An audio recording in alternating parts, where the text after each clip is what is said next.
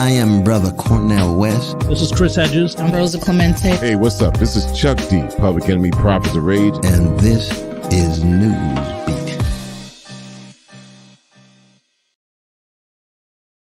Technically, it's This Week in Social Justice, presented by Newsbeat, but semantics, right? It's your man, Manny Faces, live and direct from sunny Brick City, New Jersey, speaking to my brethren scattered throughout the globe in secret undisclosed bunker locations. Mr. Rashed Mian, managing editor of both Newsbeat and This Week in Social Justice, and Christopher T. Like Mr. T. You finally pronounced my last name correctly. I've been trying a number of years, but now that you've legally changed it to T to stop all the confusion, that's helpful. Chris, so you both have legally changed your names except for me. I guess I'm next. You are next. You are next, and I'd like to hear by the end of the show. Any recommendations? Shetty are welcome. Shetty. We talked about that. We did. It's pretty good. It's pretty good. Yeah. Rashed, what your mama gave you. There's a lot of options. Well, I got Rasheed Wallace all throughout high school, so that's true. You know that might work, and you might actually get. It's like it's. I was gonna speak about a similarity of my government name with a famous baseball player, but I won't because then it gives away. It'll kill the allure, the mystique of my fake name. Anyway, so Chris is also the editor-in-chief of Newsbeat and the editor-in-chief of This Week in Social Justice. I'm giving people time to trickle in. We have such a short lead up into the show that we do visually with on the social networks every Wednesday, 8 p.m. Eastern. But then we take the audio, we throw it on the podcast feed. So you might be listening to us on the podcast feed. Peace and love to you. We're also doing this live video show This Week in Social Justice. It's actually live and video on our social networks every Wednesday at 8 p.m. Eastern. Or if you're watching us maybe on the replay on one of our networks, Facebook, YouTube, Twitch, etc., realize that we're also actually podcasters, and we have a very good social justice-oriented podcast called Newsbeat. So there's a cross-pollination happening here every week. And I say that to introduce ourselves, give some people time to trickle in. I'm going to have a segment at the beginning, what bothers Manny this week, so that we can kill some time. It's very, very important. That wasn't in the script. That was not in the script, though. No, I'm not going to do it right now. I mean, I was thinking about like the shouts to Kitty Bradshaw in the building. Yes, indeed. Superstar out there in those Twitch streets. I was going to today I was pondering the over dramatization of the fact that an old lady swallowed a fly. So we assume that she's going to die. And this probably took up a good part of your afternoon. Right, because then she eats all the other things to kill the fly, the spider to catch the fly. But when you first start the song, all she's done is swallow the fly. You can't predict the course of events that's going to lead to her swallowing a horse. And yes, at some point, her stomach will burst, her innards will, explode. So, but in the beginning, you assume she's going to die simply from swallowing the fly. Is this the same? Is this related to the Christmas book where the old lady swallows a bell? I don't know. I don't know what Christmas book that is for toddlers. Come on, guys. Come on. So I've had quite a few toddlers, and I don't know about that one. We will research this and get back to you. Obviously, everyone is going to want to know about it. In the meantime, in between time, now that Kitty Bradshaw's here, all is well in the world. This is This Week in Social Justice, presented by the Newsbeat podcast crew, streaming live Wednesdays at 8 p.m. We do have special guests this evening, a very guest-packed show, actually, more guests than we thought, more topics than we thought. So we're going to keep moving. This show brings you certain things that are happening in the world of social justice that you might not see on your cable news networks because they're engrossed in, very top level national flashy stuff that you hear over and over again. So we bring you some of the inside baseball, as it were. Super important. Two guests tonight. Who's setting them up? I don't even know. So first up, we have Emily Widra, research analyst at Prison Policy Initiative, who just co-wrote a report, basically showing just how dismal the rollout of vaccines within jails and prisons has been. And that's a subject, obviously, we've been covering. Yep. Emily was also on a previous episode about that topic. Mm-hmm. So we're really happy to have her. Shouts to her for coming on and breaking it down for us. Obviously, the but we'll talk about it. But we were very early on the issue of how the prison population was going to be affected by COVID-19, and we were right, and we were early, and we don't want to be right about things like that, but we are. Next up. Yeah, stick around for the second half of the show because we're going to have Daniel Nakanian, and he's the founder and editorial director of The Appeal Political Report. Anybody who follows criminal justice and social justice issues, you're probably familiar with The Appeal. They do a lot of great work covering these issues, and Daniel's going to be on to talk about Philadelphia District Attorney Larry Krasner's decisive victory last night in his re-election bid to remain DA in Philly. So definitely check that out because it has a lot of local and national importance. Right on. That was the Philadelphia District Attorney primary, right? Was that last night? The primary? No, it's just the it was the primary, and it's showing the sort of the, even among Democrats, which Krasner is, there's still this tough on crime aspect to it, and the police unions backed the opposition, his opponent. So there's definitely a lot of things in there with social justice issues, racial justice. So we'll get into that with Daniel. Good. I always enjoy that topic because I always think it's really important how much we should pay attention to the fact that district attorneys, the idea of a progressive district attorney, can make a lot of changes in the criminal justice system. We talk about criminal justice reform. We often look at the president to do some things, or the senators, and they're all cuckoo birds for the most part. Maybe not numerically, but probably numerically, they're all cuckoo birds. Probably like statistically, but they can't make often as much change as a local DA can, and we vote for our local DAs in a lot of cases. So it's a super important topic. I'm glad we're talking about it. That being said, again, thanks to Kitty Bradshaw for tuning in. We do have some interesting stuff. Kitty, you're going to learn some things and you'll probably be horrified. We're also going to talk about UFOs. So there's that. Dead ass UFOs. It's common. It's important. You don't want to miss it. For now, our news beat bites. Yeah. So I'm starting, and I'm well prepared this time because I live in Newark, New Jersey, which is the largest city in New Jersey, the largest city in New Jersey, Newark. It has become the first city, latest city, but probably the first in New Jersey, to launch the Universal Basic Income Program. There is our esteemed Mayor Ras Baraka. Ras Baraka is the mayor of Newark, New Jersey's largest city. Many faces, like the many-faced God in the building. Okay. That was incredible. Right out the gate. I live in Newark, New Jersey, and of course, I'm one of my. This guy does not miss an opportunity. Does not miss a single opportunity. As a DJ, so shouts to Ras Baraka, our honorable mayor. As you can see, city officials on Monday launched a 2-year pilot program, which will eventually provide cash payments to some 400 low-income residents, making New Jersey's largest city the latest place to embrace guaranteed income as a way to bridge the wealth gap. Mayor Baraka said, "We want to show the world that we give our residents freedom of choice and recognize and affirm that inherent dignity. They will make decisions that will help us to build a stronger and more resilient city." I've been in Newark for about 4 years. I've been very impressed with how they are working to bring the city to the sort of forefront of the idea of some progressive values, social justice work, police reform, and of course now universal basic income. Your thoughts, gentlemen? I know we've been talking about this issue behind the scenes, obviously, for a while. What does this mean for the city and for the larger issue? I mean, I think in the few municipalities that have done this, I believe that the statistics show just how beneficial it is. Mm-hmm. I believe that it shows more people ended up getting jobs because they have money for transportation. Yeah. They have money for sitters to watch their children.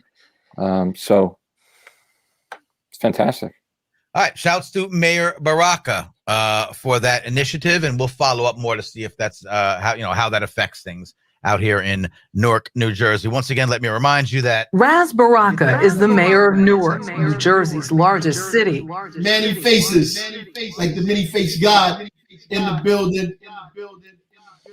much less comical is this issue, Rashad. This is your news bite. Go ahead, sir. Yeah, I'll keep it quick because we got Emily coming up. But I just wanted to call attention to something that's happening in the United States as we observe, the Palestinian-Israeli conflict, and that's the solidarity and this sort of growing movement connecting Black Lives Matter and racial justice protesters with Palestinians here and Palestinians abroad. There's been a long history of solidarity between the two groups in the U.S. and Palestine. Sometimes you'll see murals of people killed by police in the United States in Palestine. So this has been happening for a long time. And we've also seen a lot of protests in recent days throughout American cities, advocating for justice for Palestinians. So as you're following this story, I just wanted to call attention to sort of the solidarity between the two groups. And we'll see where that takes us. Obviously, we've seen the racial justice protests had a lot of impact last summer and into this year in terms of some police reform. So we'll see what happens now. Very interesting connection there. I think we're going to delve into it a little bit more. And so we have a clip. Do we have? Or we're going to not do the clip.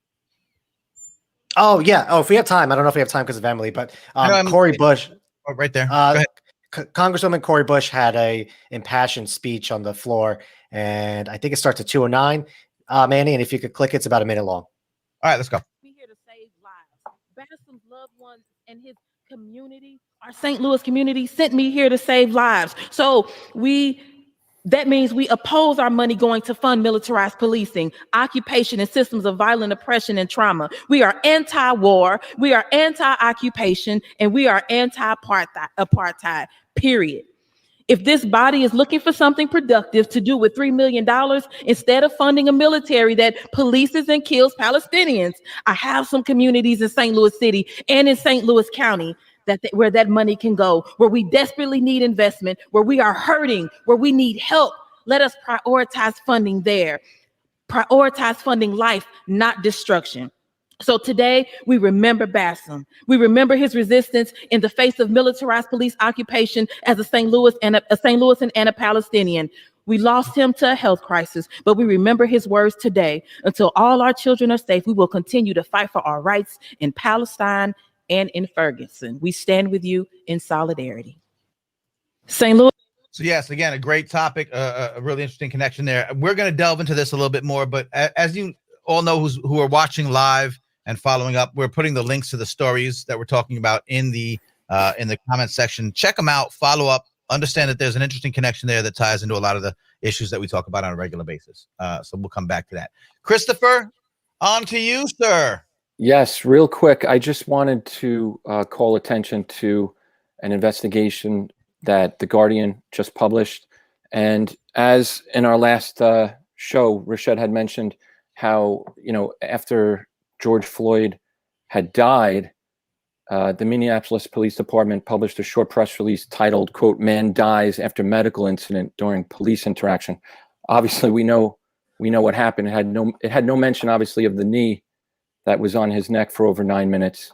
Sure. Or any of the other torture. And so basically this investigation, though, took a look at other cases focusing on California, and they found more than a dozen with very similar traits where, unfortunately, just taking one of them, 23-year-old named Juan Armstrong died in Santa Rita jail back in 2018, and the sheriff reported it as a drug overdose. There were no drugs. It made no mention of what the autopsy report found, which was that prior to his death from asphyxiation, he was strapped to one of these body suits that basically pressed him like a pretzel, and then put a spit mask over him, and that's how he died.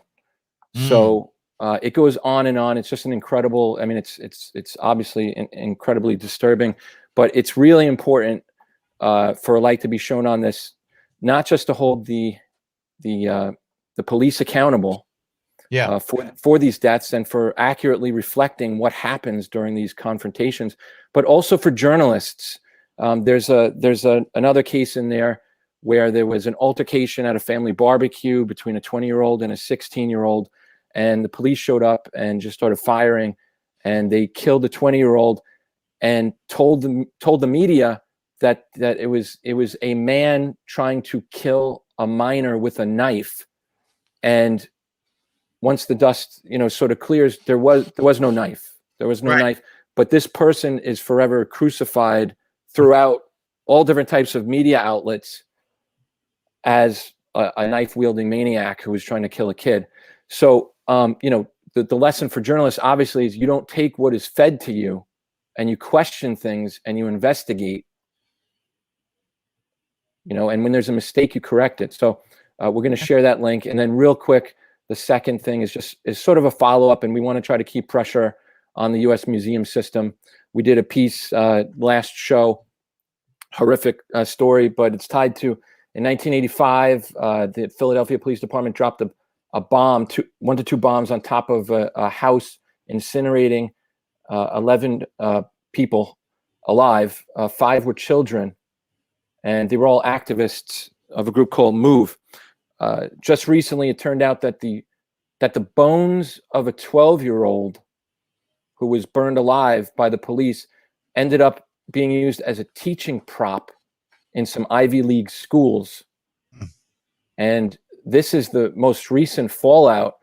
On the anniversary of the bombing, which was last Wednesday, May 13th, the mayor came out and admitted that he stated to everyone that he had just found out that the health commissioner had taken other family members' bones, and instead of returning them to the family members for either burial or just for them to have, he decided to just incinerate them himself. So he told an underling to toss it into the incinerator.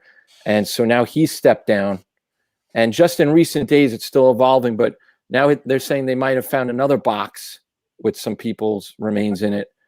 They don't know who it is, and so they're going to try to maybe give that back. So, we're going to stay on top of the story. And as we learned from that show, there are over 500,000 bones and other remains of Native folks within the U.S. museum system. There's tens of thousands of body parts, including thousands upon thousands of skulls of Black and brown folks, and many of them formerly enslaved.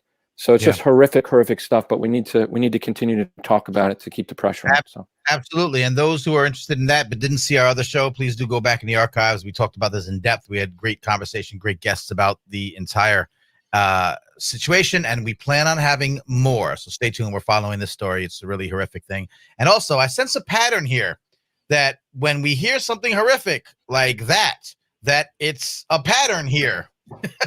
You know what I mean? That it's something that's been happening when we talk about, the lies that they put out in the police report about what happened to this, gentleman who suffered a medical snafu and, unfortunately perished. And you find out that that's really just a plain old cover up for actions that they took. There's a pattern there.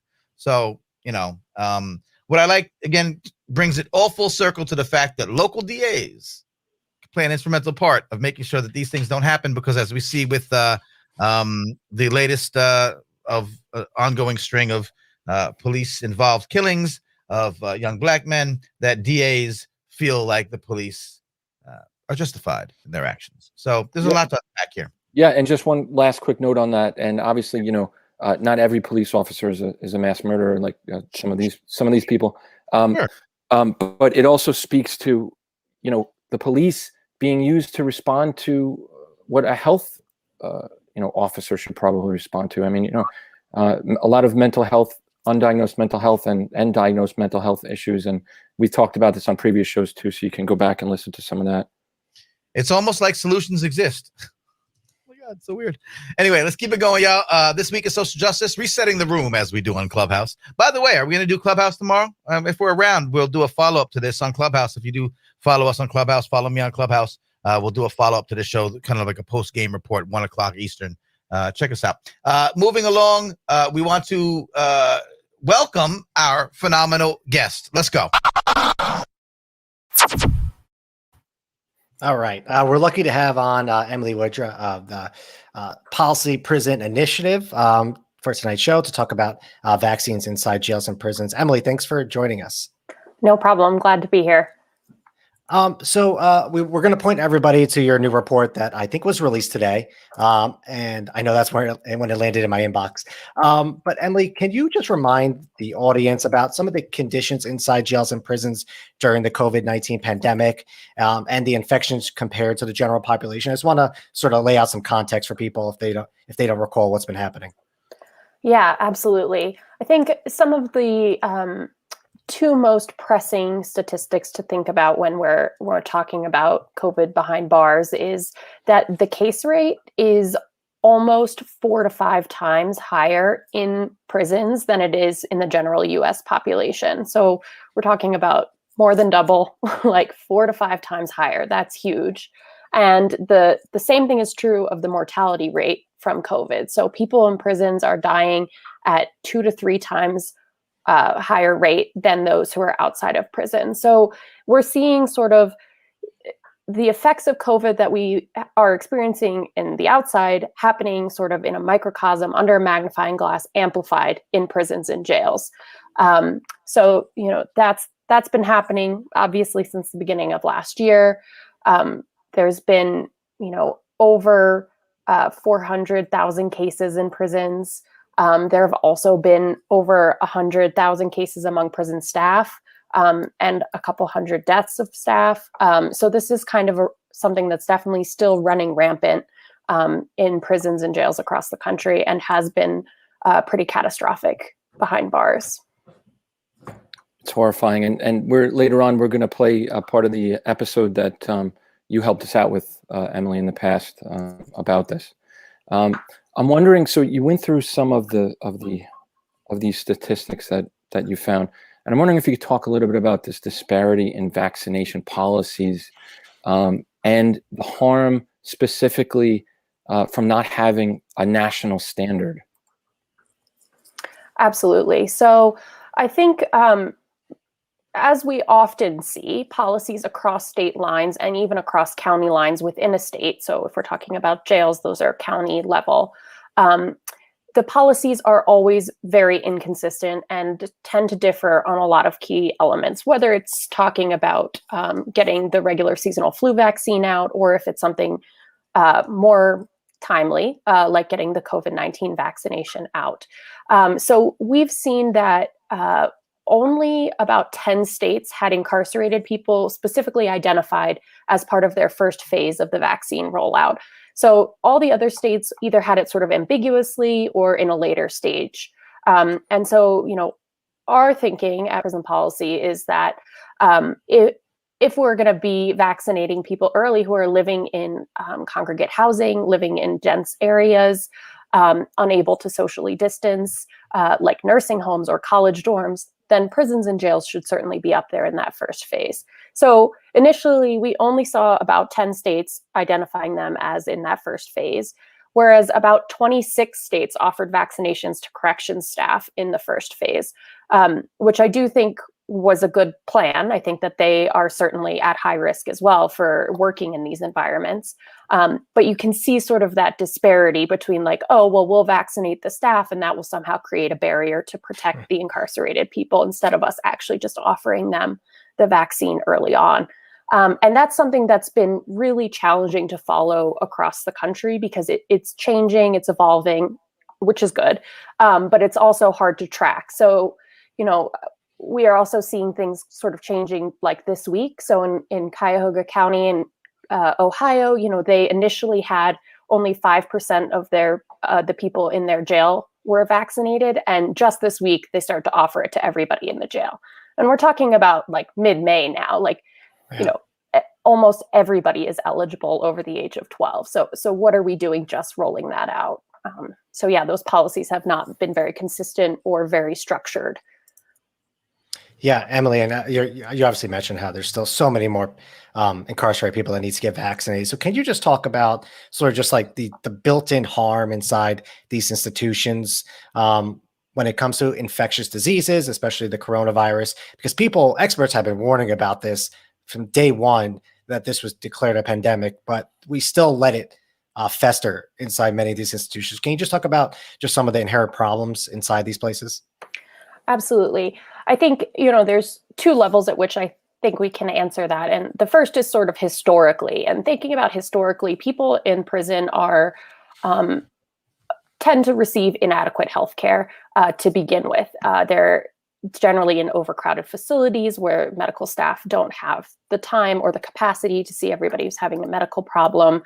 And that was an issue long before COVID came on the scene. So that's kind of the environment that we've been walking into historically, as well as there have been numerous situations in which incarcerated people have been harmed by either like experimentation or medical testing inside of prisons. So we're looking at a population that's both being harmed by this and also suspicious of the medical system in the facilities that they're in. So then the other part of that is that looking at the people who are incarcerated, as a country, we tend to incarcerate people who are experiencing more chronic illnesses, so both physical and mental illnesses, than we see in the general population. So we've got a particularly vulnerable group of people behind bars in prisons and in jails. In prisons, we're seeing like asthma rates that are almost 2 times higher than in the general population. We're seeing HIV rates that are almost 3 times higher. Heart conditions are also 3 times higher in prisons and jails, and other risk factors, even like cigarette smoking or a history of smoking, is much more prevalent among people who are in prison. So we've got kind of this constellation of health concerns that already exist in this population that are likely not being addressed. And then we're introducing a respiratory virus that's extremely contagious and extremely deadly. So the people that are in there are already at risk. And then they can't even participate in the things that we've sort of established as ways to protect yourself. Social distancing is just not going to be possible across the board in prisons or jails. We're talking about dormitory style housing. We're talking about beds that are 3 feet apart at best. We're talking about, one eating area in the cafeteria. So that's not happening. And then we're also seeing people struggling to get access to the things that they need. And this was something we saw earlier in the pandemic, but difficulty getting access to hand hygiene, rules about alcohol-based hand sanitizers, difficulty getting access to masks because it's a security risk or things like that. So all these things are playing into sort of barriers, I guess, to incarcerated people protecting themselves, but also, surviving this pandemic if they get the virus. It's incredible. It's a total recipe for disaster, obviously. Emily, I want to go back to the prison guards, right, and the corrections officers, because at the beginning there was this sort of misguided, and obviously it's played out that way, misguided policy of let's vaccinate them, not worry about the prisoners, and that will sort of form some type of health buffer and protect everybody. So if you could just talk a little bit more about that sort of approach, what happened, and where are we at right now in terms of the vaccination rate among prison guards?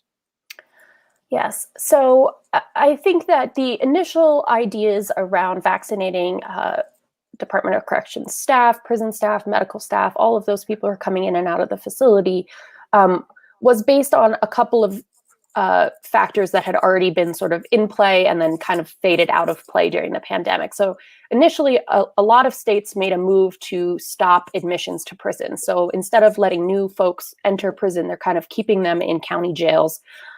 So that created problems in county jails.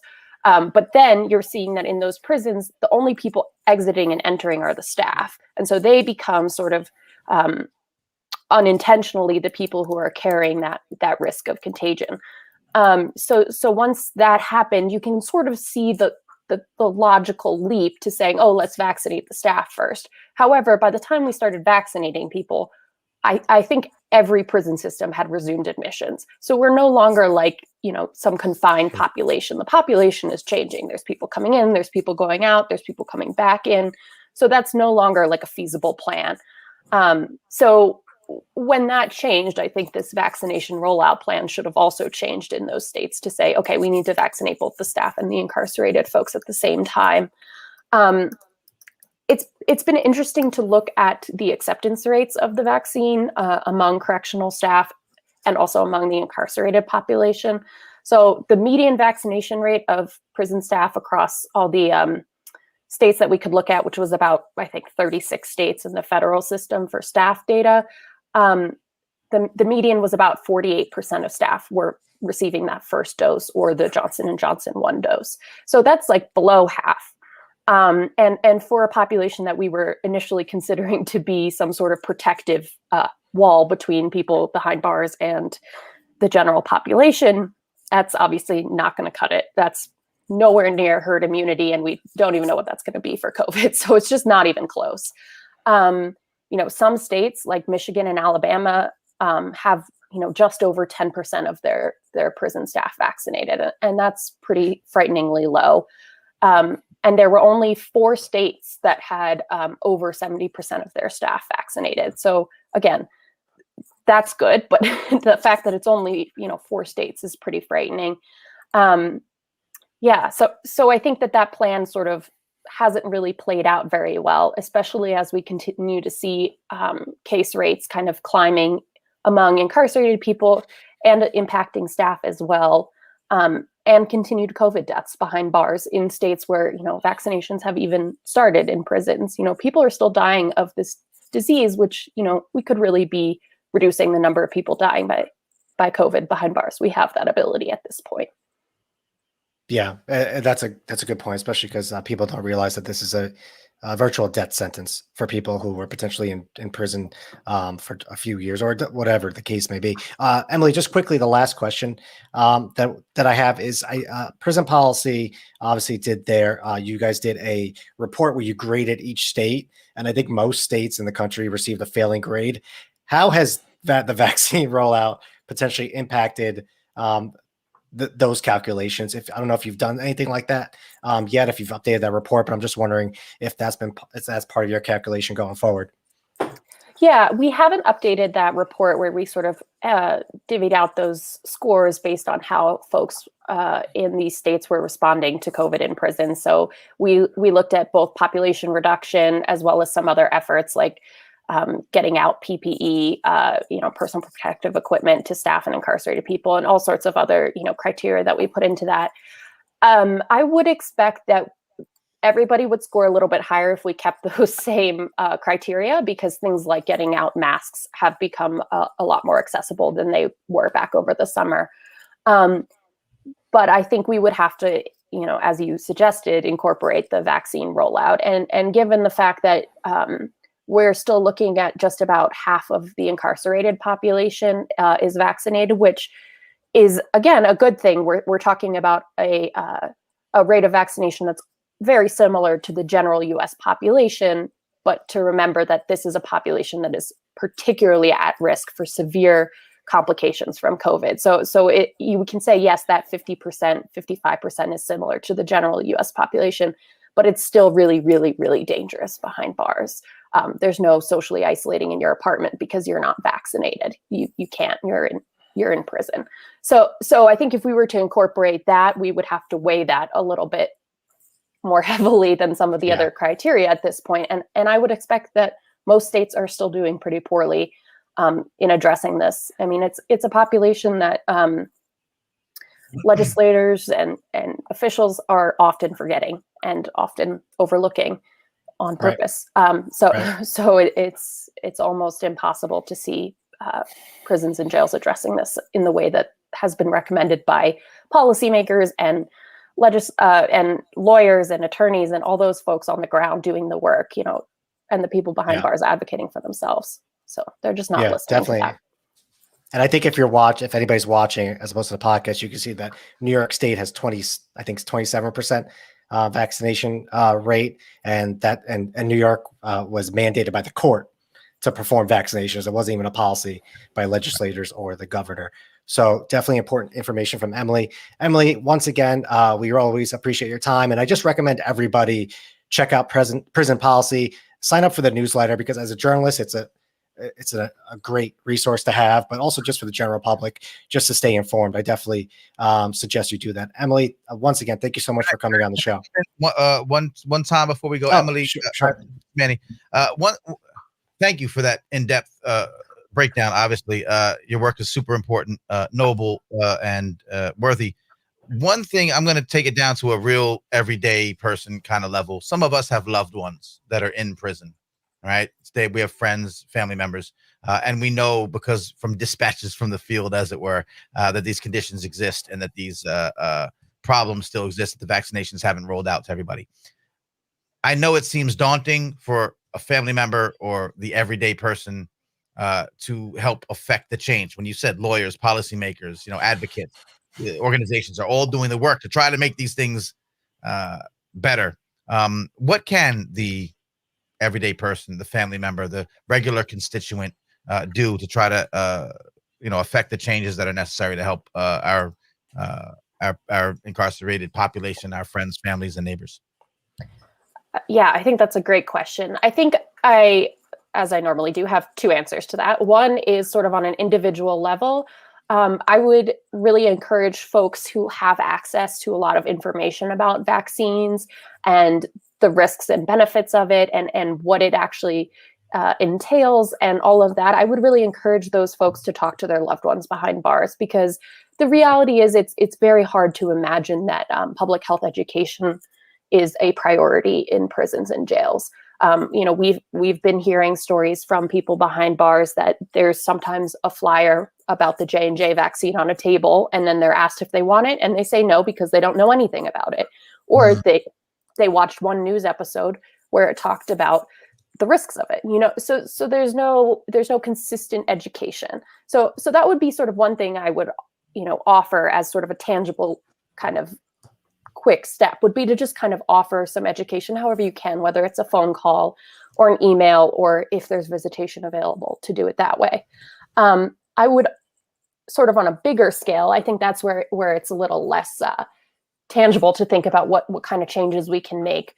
I would say that there are a lot of sort of grassroots organizations doing this work in tandem with sort of incarcerated activists about what they specifically need. And I think that varies depending on the facility, depending on the state, depending on where they are with their vaccine rollout. Like I said, there's some states that have done a pretty good job getting vaccines available. So they're going to be having different issues than, say, Utah, that has 7% of their incarcerated population vaccinated. So I would encourage folks who are looking to help their loved ones, their friends and family, to reach out to those local prison rights organizations to see kind of what it is that they're asking for on the ground and how we can sort of support that, whether that's, sending a letter to the warden or sending a letter to the sheriff, or if it's something bigger than that, then, they'll be aware of that on the ground. But I think it's the same thing with the policies. It's so disparate between places that it's hard to know from like a national perspective where to kind of insert ourselves to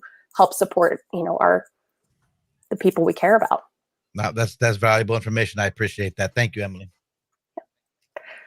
Thank you guys for having me. Thank you, Emily. Take care. Thank you so much. All right. Once again, right. we find out that the answer very often can be local. Can be in your jurisdiction, in your, as a local constituent, as a local person. Like I said, we have loved ones that are in jail. Some of us, and we want to help, but we know that we're just a person linking up with a local organization that's doing the work on the ground in that particular state, for example, could be a way to add fuel to that important fire. So thank you, Emily. Thank you, gentlemen, for conducting a great interview. All right. Yeah, we really appreciate Emily. And again, just as I recommend everybody check out Prison Policy. A lot of great information there on the criminal justice system. And speaking of that system, we have our next guest. I think he's ready to go. And that's Daniel Nichanian, the founder and editorial director of the Appeal Political Report. Daniel, thanks for coming on the show.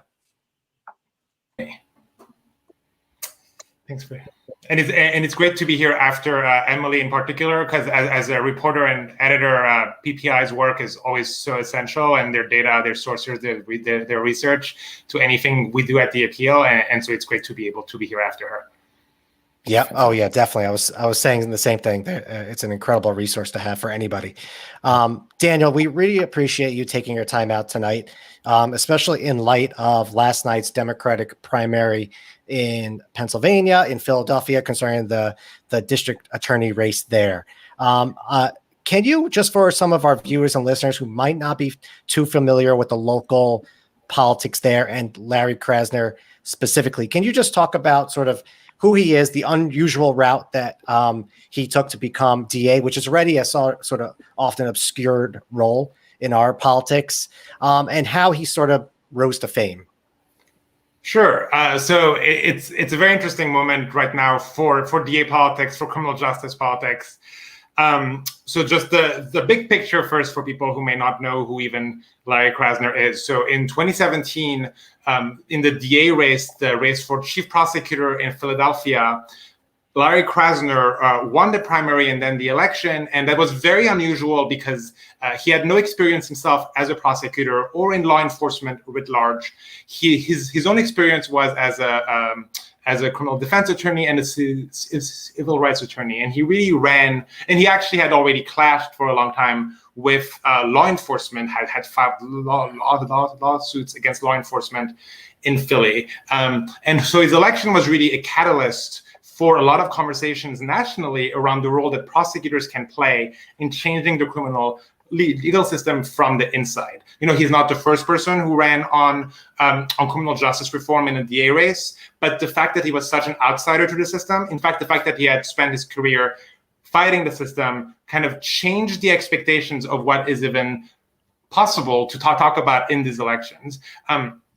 And over the past 4 years, Krasner has sort of remained kind of an emblem for the national effort to use DA offices to really change the criminal legal system. Frankly, both for its proponents. I've talked to so many candidates for prosecutor around the country over the past 3 years who have specifically said that Krasner's victory was inspiring to them. A lot of people who aren't prosecutors themselves who pointed to that victory as a reason why they thought it was even a thing for them to run for prosecutor, but also for the opponents of the criminal legal of reform. Bill Barr under the Trump years often pointed to Krasner as an example of the reform movement run amok.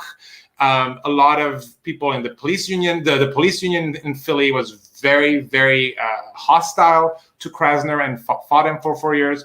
And then that brings us to the election this week. To cut a long story short, when Krasner faced a former prosecutor who he himself had fired, effectively as soon as he came into office, Krasner fired some prosecutors, effectively saying your approach, your practices have been too in line with a very punitive approach, and he fired them. And then one of them ran against him this year, Carlos Vega, attracting support from the police union locally, and just a lot of attention nationally, a lot of articles written about whether the progressive movement is running out of breath, stuff like that. And then the result yesterday was that Krasner won with 65% of the vote. So that's kind of the arc of what just happened yesterday. And yeah, it's a big deal for these conversations around criminal justice reform right now. Thanks, Daniel. And now you and your colleagues have done a great job, really, of detailing why this election is important from a policy perspective.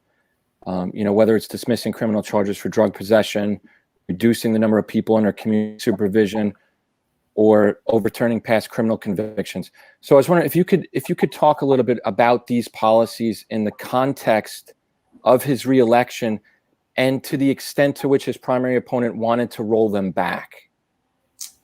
Yeah, that's a particularly great question when it comes to DA elections, because we are not used to talking about the policy that these people implement, right? It's often just about people for a long time just ran on things like I'm going to be fair or I'm going to be tough, and that's kind of the all that we got from prosecutors. And so it's very important for me and for our work at the Appeal to really drill down and explain to people, this is what a prosecutor does, this is what the prosecutor changes. So some of the examples you just mentioned are great examples. So one thing, for instance, that Krasner has done in office is effectively drop almost all a growing share of the charges for drug possession. Effectively, he's saying that drug possession and addiction is not something for the criminal legal system to be involved with, that only makes things worse, that addiction, like bringing addiction into the court system like that is going to make things worse. And the data, we ran a chart of the soaring share of cases dropped for drug possession under Krasner's office. That is really, in and of itself, a telling illustration. I don't have it obviously next to me, but a telling illustration of just what a DA can do. And that's something, for instance, that Carlos Vega was talking about, using other ways of avoiding jail time or prison time and putting people in what's called drug courts, which are still a form of prosecution.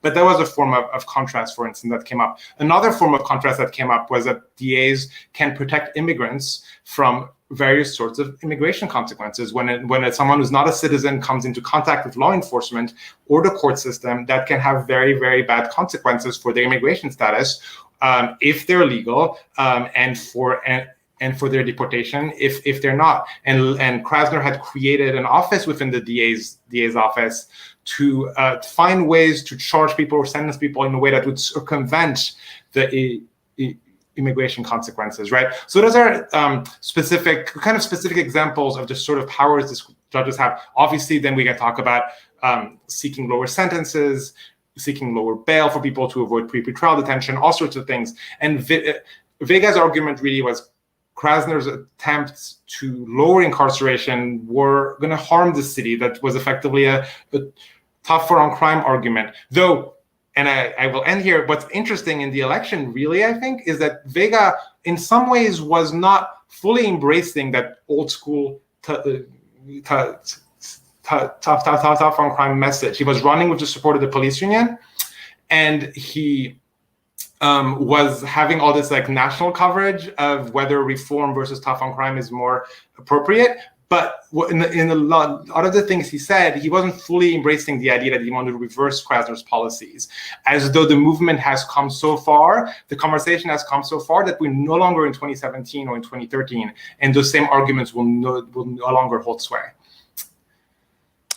Yeah, Daniel, I'm glad you mentioned that. Just, I don't think you can underscore enough or exaggerate the role that the union played in trying to knock out Krasner in the primary. They even did some gimmicky stuff that I think people chuckled at, like the Mr. Softy thing outside his office, right? But it's interesting, as you just mentioned, this is another Democrat that they were supporting, that potentially, if it's Democrat-Republican, they might pull their endorsement just because of the actual policies that are more aligned with this 2021 version of criminal justice. So just from the political aspect, I don't know what observers are saying, but do they see as the police union's power sort of diminished in selecting candidates and effectively, making them the DA? Because a lot of times, historically, that's what would happen. But that may have been impacted by a lot of these progressive prosecutors running. What do you think about that? I mean, listen, on the one hand, we have obviously come to a point where it's become obvious that a lot of arguments that 4 years ago would have seemed like non-starters in elections are actually very successful. We've seen that, and I think that's what's important to add to the context that I've said so far, especially for people who haven't followed this movement very closely. Right. That in the time between 2017, Krasner's first election, and today, it's been a sea change around the country. Just over the past couple of years, people who have won on platforms similar to Krasner include places like LA, places like New Orleans, Ann Arbor, parts of Arizona and Virginia, parts of Massachusetts, a lot of different cities, a lot of suburban areas. And so the context has changed a lot, right? On the other hand, we are still in a place where the mere fact that the police union is attacking someone, the mere fact that prosecutors within a DA's office is attacking the elected prosecutor is in and of itself enough to generate a wave of coverage that talks about the anxieties of towards criminal justice reform, as though we were still in the 80s, and that's also a reality. Like we really are seeing that right now in LA, where George Gascon, who's the elected DA of LA, who just won in November, ousting the incumbent DA there in November, on a platform that's broadly speaking, let's say similar to Krasner's, if not on some aspects goes further. He has faced a lot of resistance from people who were already in the office. And if you look at the media coverage in LA, there's this like drip. There's this drip of ADAs, assistant prosecutors, people in the sheriff department, who are getting emotional in interviews with the media about the fact that they're no longer able to seek as high sentences or as high bail. And that in and of itself is a story, right? This prosecutor who is getting teary about not being able to seek the death penalty in a case. So that in and of itself is still there. And the expectation that Krasner would get more trouble than he ended up getting in the primary is indicative of that. Right. Right. And Daniel, since this was such an issue, I mean, just overall, and affected so many people, and obviously in the election, I wanted to ask you a little bit about the homicide spike in 2020, right? So obviously opponents are going to blame that on progressive prosecutors, but what do the criminologists say about this, or what does the data point to so far? I know it's very early. Yeah, I think this is going to not be an answer that is still very satisfying, but the answer seems to be that it's, as often with things that involve the crime rate going up or down, that there are no easy answers, and that studies are not very clear about what is behind it. What is clear in many ways is that the spike in violence and crime is impacting cities around the country, whether or not they're being governed by one of the DAs that I just mentioned, including in the few cities. I saw some statistics last week. There's only a few cities that have Republicans at the head, but those also have experienced a spike in crime. But I think what's and obviously this was a major issue in the Philly DA race, and will continue to be an issue in all these elections, as it should be. Very important things to talk about, obviously.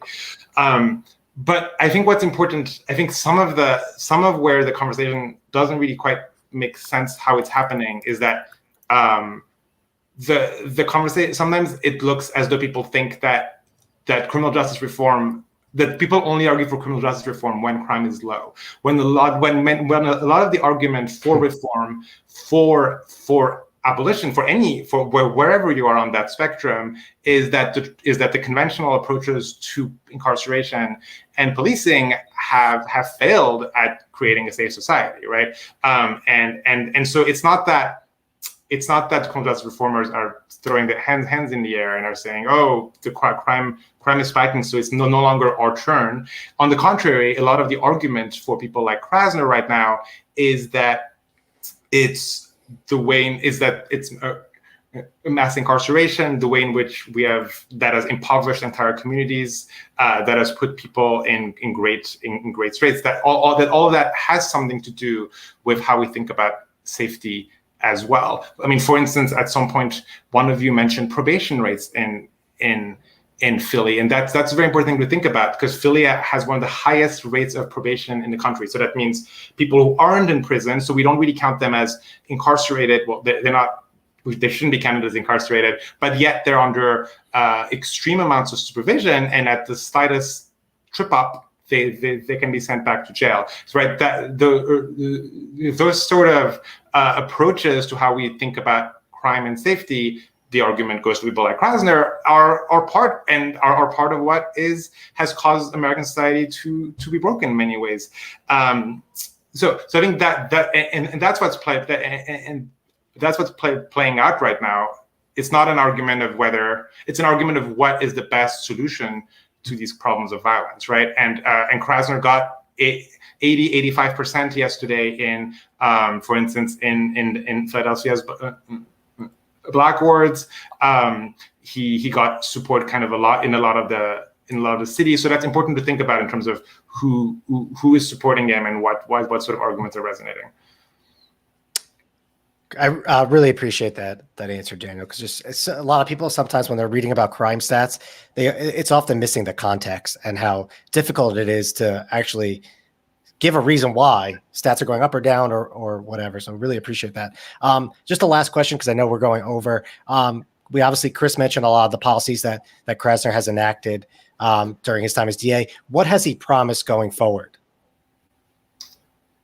Yeah, I think I'm not necessarily aware of things he has promised that are necessarily different than what he's doing. I think an interesting way of thinking about it is that there's a lot of space to his left, right? It's not, I think the way in which this ends up being covered is that there's Krasner, the radical DA, and then there's like the police union and conservative and the Trump administration and Bill Barr are attacking him, and so that's how I presented it as well, right?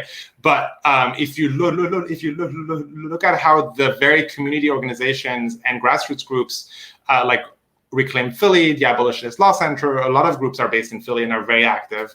The Bell Fund in Philly, a lot of the groups that were very active in making the case that his policies are important to keep going forward have also been critics of his in many ways over the past few years, saying that he hasn't gone far enough in cutting pretrial detention, for instance, saying he hasn't gone far enough in protecting all immigrants from deportation. That's something I was talking about earlier as something he is extending to some defendants, but not all. Also, I mean, on probation, there's a lot of room to go further if you're talking about criminal justice reform. And what we're seeing around the country right now is many prosecutors who, in part inspired by Larry Krasner, have run on platforms that go beyond what he has proposed, right? In New York City has a DA race in a month, and many of the candidates there are effectively have proposed lists of low-level offenses that they will that they won't charge at all, that they will not prosecute at all. So there's a lot of different things that are happening around the country that are changing the conversation. And I don't want to say that I've left Krasner behind, because that's not quite the right way to say it, but that have opened a lot of space to his left to have more conversations over the next 4 years. And I will add one thing, which is that Progressive actually we've been focused on the DA race here, but Progressives had very good nights in Philly in other races as well, especially, which is very relevant here, elections for local judge. And I mentioned that because judges in Philly, in some cases, have blocked some of the proposals, some of the efforts by Krasner to lower bail or sentences in some cases, and groups and progressive groups in Philly were really focused this year on judge elections and endorsed a bunch of candidates, and 7 of the 8 candidates for local judge that they endorsed won yesterday as well. So that could also maybe change the dynamic, the system, the structure that Krasner is in, because it's not really about what he himself is doing, right? It's about the system is in and what different parts of the system are doing to one another. And there's new opportunities for that conversation over the next 4 years. Great. Thanks for bringing that up, because that's another aspect, obviously, that's overlooked when we talk about criminal justice and elections. Daniel, we really appreciate your insights. Thank you so much for coming on the show. And just like we did with prison policy, we recommend everybody check out the Appeal. Your entire team does magnificent work over there, actually covering the policies. So we really appreciate your insights, and thank you again for coming on. Thank you so much. All right, there it is. Yeah, theappeal.org is where you got to go. So get on it, people. All right. We got 2 interesting conversations back to back. Just incredible. We went through a lot at people. This is, to me, as I mentioned before, the focus on local elections, that all politics are local, but that you can make change that's significant by paying attention to your local elections, local DAs, local judges. It's not just that every 4-year cycle for the regular everyday poll. I've been guilty of it throughout my life, so I know that others are as well. This conversation emphasizes how important, if you're interested in these ideas, these reforms, these progressive ideas, that local elections are extremely important, and we will continue to follow them. We covered this a couple of, I don't know how long ago, but a while ago.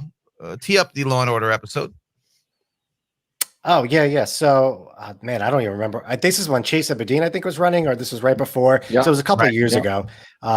So yeah, we covered sort of. This was basically. This was maybe, I guess.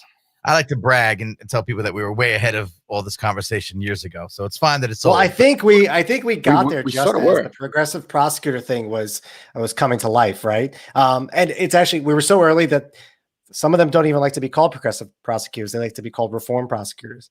But obviously that happened after we started covering it. But basically we were just giving people an overview of district attorneys, as Daniel was talking about, just the importance of focusing on those elections, because oftentimes, and this is mentioned in that episode, and I actually urge everybody to check it out, it's the idea that DAs are often reelected without even having an opponent. So you'll have some DAs who are in office for like 2 decades, 3 decades, never actually having a challenger. And obviously, one more thing before you play the clip is that a lot of DAs historically have been white men, so they didn't represent the city or the community that they were in charge of. I don't have a clip. Oh, you don't have a clip. Okay. So just tell everybody to go. We could, no. We'll just drop a link in there and let everybody go listen to the whole thing. Okay. Yeah. So just reminding people that we are a podcast that covers a lot of these topics, sort of in a documentary fact. I'm just going to play a little bit. This is what a Newsbeat episode sounds like. Just a snippet. Black chief executive. Most people that are in jail are at the county or local level. So that's why it's so necessary to not only elect prosecutors who share a reformist mindset, but to also elect mayors and sheriffs and city council members, as well as folks in the state government who actually share our values on criminal justice reform. We want to move away from this dated model of a prosecutor who goes on and gets elected by spouting tough on crime rhetoric. And we want folks who have a sensible approach to criminal justice reform that helps people move through a system and out of a system into a society that will allow them to be their best selves. Let me state it plain and simple. Whatever booth I may get into, it's basically the same principles. Study the issues, plus I listen to my heart. So recording booth, the voting booth, it's sort of same start. That mean the same foundation, the same driving force. I kind of thought that should be common and widely taught. But I guess it's not though, just look inside the courts. If that's a microcosm, you know we out of sorts. That's our collective moral compass. But when it seems to not function, it's like we barely even seem to budget. No one opposes, it's like we incumbents. A lot of people don't know we could do something. Like I could talk about injustice, but you know the problems and the fixes. You injustice. If we can't trust the ones that's in power, then maybe we could rally the troops and vote them out of it. My name is Mark. Woo! Fire, more fire, all the fire. Sage tells me that was October 2018, and it makes sense because Silent Night sounds like a younger man in that verse. Silent Night has aged tremendously during the pandemic. I think we've stressed him out with all our content. I think if you listen to the most recent episode, he sounds like Marge Simpson. It's crazy. I'm Silent Night. You heard me in it. And I'm like, that's USK? Yeah, it's me. It's the same guy from before when I did the episode. It's hit him hard. We love him. Shouts to our artists in residence. Look, you saw Silent Night, ripping and rocking. That's how Newsbeat does. We interview the activists, the experts, the analysts, the academics, the authors, the journalists, and those affected by injustice directly. We throw it over we smack it, flip it, rub it down all over a bed of music. And then periodically throughout the episodes, we hear from brilliant independent artists like Silent Night, our artists in residence, who personify and amplify and smack an exclamation point on the issues by compellingly translating it to hip-hop lyrical form. It makes for an incredibly compelling, award-winning, if you didn't know, now you know, podcast called Newsbeat. So if you're watching us on the video tip, please do subscribe to Newsbeat wherever you find podcasts, or go to usnewsbeat.com. Links are there. But that was our introduction to the topic. I found it very interesting as a layman, someone who just, pays attention to politics pretty intensely, but forgetting, I'm guilty of it like y'all are, do not forget that the way to make change effectively in criminal justice reform and some of these issues can start with your local elections. DAs, as you mentioned, are elected locally. They often run without opposition.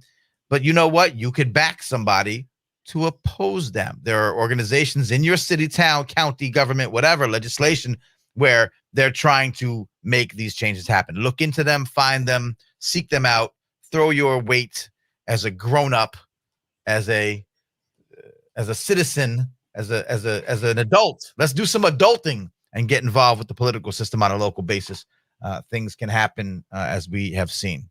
So, and also just on top of that, it's also maintaining the pressure too. So you elect somebody like Larry Krasner, Chase Boudin, we mentioned, Wesley Morris, and now we're seeing, as Daniel mentioned, that there's efforts to sort of take away some of their powers, which DAs previously never really complained about. You know, these tough on crime DAs loved having all the power, but now they want to strip people like George Gascon in LA of certain powers to prevent him from carrying out his agenda. We also see in San Francisco efforts to recall Chase Boudin, right? So it's also staying engaged after the fact to make sure that you don't lose sight of what's going to happen. I think we've said it on this show before in a news beat that it's a lot of work just to get some of these minor policies passed with regards to criminal justice. So by, ignoring it, by, getting your preferred candidate elected, and then potentially you're tired, you're exhausted from all the fighting. And that's understandable. And we all get it, but that's the, you got to keep up the pressure. And I think that's apparent with what happened in Philly, where you had Larry Krasner winning his primary overwhelmingly. Yeah. Well, we'll genius minds think alike. We'll see what happens with that. I need to alert our live audience and of course our podcast listening audience that a very disheartening thing has happened here in the studio. We're very sad to report that Chris T has disappeared. Now, this is really, that's the comment we're going to show. Well, listen, you know what I say? So, and of course we're showing us a comment that's a bot, clearly a bot. So, you're famous when the bots start jumping in on your stream. Maybe save that screenshot because we don't know what happened to Chris. Now, this is what's crazy. Our next segment, Deadass, we're going to talk about UFOs. Now, it's not just a casual conversation amongst friends, us and y'all, but there's a social justice component in some ways to the UFOs. And y'all might have seen 60 Minutes this week, and there was a thing, and there's a thing coming next month. There's a whole bunch of things happening about UFOs. Some of that is tied to government relief for the COVID pandemic. There's a whole thing going on. And Chris, because we love Chris for some of the work he does in a realm of reality that we're not always dancing in. I mean, it's not, I don't even know if you call it a realm. I don't know what it is. His expertise is in some of these fringe, quote unquote, but also the TV show, scientific, unknown parallels, things that are happening in and out of our direct eyesight, and UFOs or UAPs, as they're often known, was one of them. And we were going to discuss it. And then suddenly, Chris, what are the chances minutes before, like seconds before, you're about to throw it to him? I mean, can we get him on the phone? What can we do? I mean, you're the producer. I don't know. Can we get him on the? I might be able able on the Uber conference. Yeah, I mean, you want to try to set it up because this is not a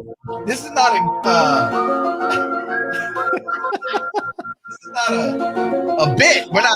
He disappeared. Wow, this is not a.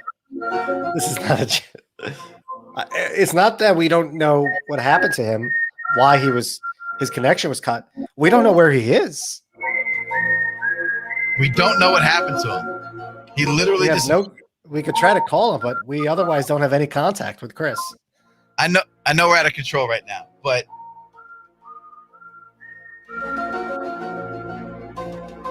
Chris Tawarski, we don't know where you are, Ski. Listen, you are live on This Week in Social Justice. We've patched you in. Yeah, we are live. We patched you in via the satellite phone. Yeah, I got you. We patched you in, bro. I got the bat phone. I can't hear him. I can't hear him. Hold on. Oh, okay. I can hear you. Can you hear me? How about now? Yeah. Can you hear me? We are live. Rashad, can you hear him? I can't hear Chris. I can only hear you. The tech wizardry, the whoever has taken Chris is preventing him from being broadcasted. He ran through the window, and there was a flash of light.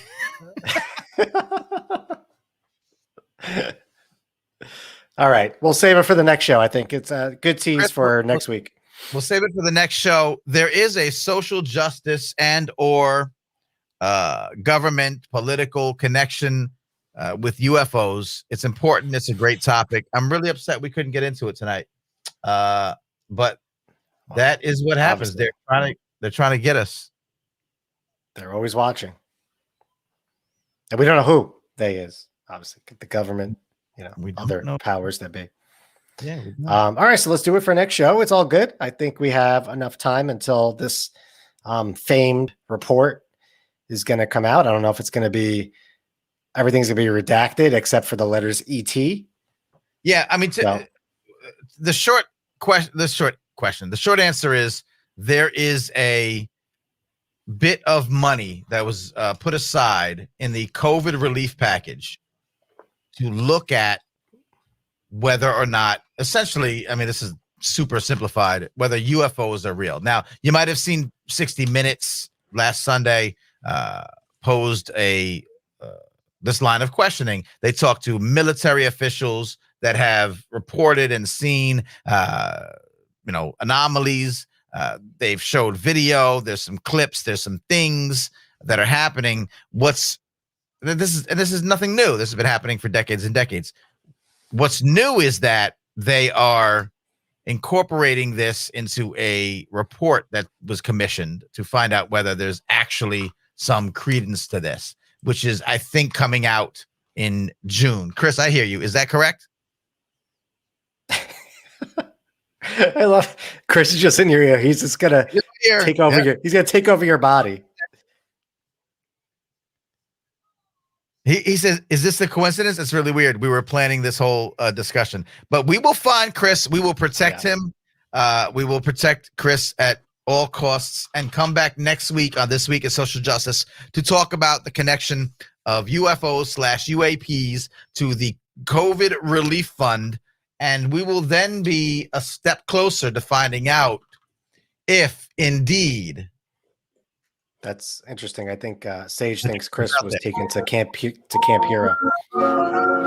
It's your man, Manny Faces, your man, Rashad Mian, and the somewhere Chris Tawarski from Newsbeat and This Week in Social Justice.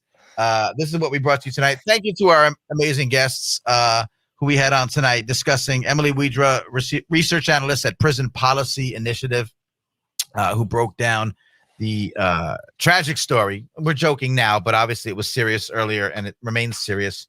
The issue of our incarcerated brethren and sistren facing increased exposure and sickness and death due to COVID, yet not receiving the same attention that other populations, including our nursing homes and our elderly, when it comes to vaccinations and protections. We spoke about, like I said, I have family members that are in prison right now that are literally saying, hey, we're dying in here. What can we do? Her advice, find your local grassroots on the ground prison initiative, just like the Prison Policy Initiative is sort of an overarching look. There are local organizations that can help that issue. Daniel Nichanian. Yep. Director of The Appeal Political Report, a great website, theappeal.org, breaking down all of the ramifications, ins and outs, inside and outside of progressive or reform district attorney races, including the well-known and well-publicized Philadelphia race. So if you're just catching at the end, rewind and come again, go back to the beginning. You can also find this on our podcast feed. We are at usnewsbeat.com to get the links, but we're wherever you find podcasts, we're there. Two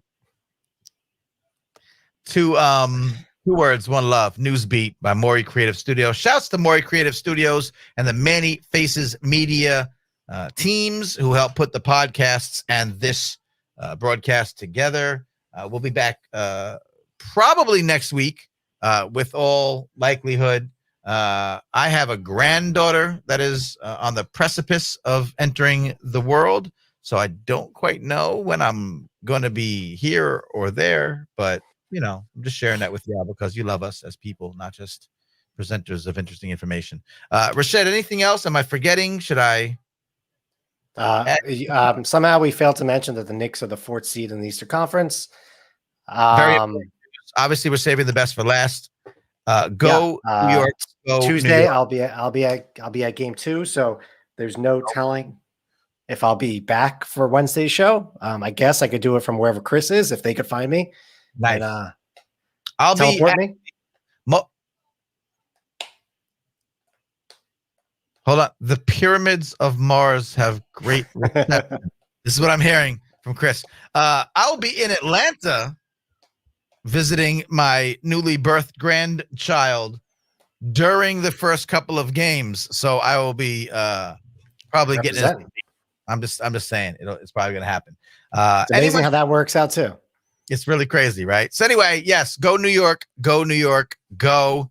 Wearing my Knicks colors. Shouts to homeboy Stan, man, even though they're Mets colors, but they're also Knicks colors. I'm wearing his hat. And that's it. We're out of here for the day. Shouts to Kitty Bradshaw rocking with us. Shouts to my man Coleman. I love you, brother. Keep your head up. We're working for you. Shouts to Dr. Raphael Travis in the mix watching us tonight. Shouts to Sage on the back end helping us out. Shouts to, again, Maury Creative Studios, Many Faces Media, everybody who helps put the podcast and the show together. Find out more about us, usnewsbeat.com. You'll get our regular episodes. You'll get our kind of Cinco de Mayo episode, which was a departure from what we do. We are bringing you truth, justice, and the American dream. I don't know. Say. So shouts to Chris Jaworski. I hope you are not sitting in a bathtub somewhere filled with ice cubes with one kidney missing. I did it voluntarily. I hope that you have not been taken and you're being probed right now. We'll come back next week and talk about social justice and, again, UFOs. Who else does that? Newsbeat. This week is social justice. See, man, Many Faces. We're out. Peace and love.